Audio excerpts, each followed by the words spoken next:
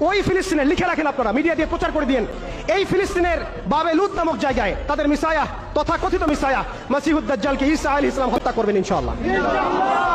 পৃথিবীর কোন শক্তি, কোন ন্যাটো, কোন ইউনাইটেড নেশনস, কোন ইউরোপিয়ান ইউনিয়ন, কোন IMF, কোন ওয়ার্ল্ড ব্যাংক, কোন সাম্রাজ্যবাদী শক্তি এই ভবিষ্যৎবাণীকে ঠেকাতে পারবেন ইনশাআল্লাহ।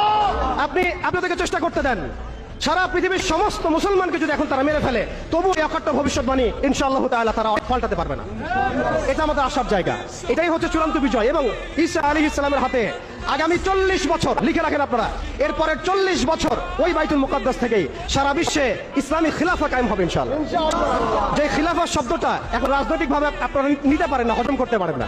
আমি জানি আপনারা জানেন না, অনেকেই এটা অজ্ঞতার কারণে হতে পারে, তারা হয়তো জানেন না, আমরা জানাতে এসেছি। এই যে খিলাফা শব্দটা তারা নিতে পারে না, এই খিলাফাই হবে পৃথিবীর শেষ শাসন ইনশাআল্লাহ তাআলা। এই খিলাফা দিয়ে বিশ্ব শুরু হয়েছিল, এই খিলাফা দিয়েই বিশ্ব শেষ হবে। ঈসা আলাইহিস সালাম 40 বছর ওই জেরুজালেম থেকেই এই বিশ্বকে শাসন করবেন ইনশাআল্লাহ তাআলা। এটা লেখা হয়ে গেছে কুদিয়াল আমর, এটা কেউ চেঞ্জ করতে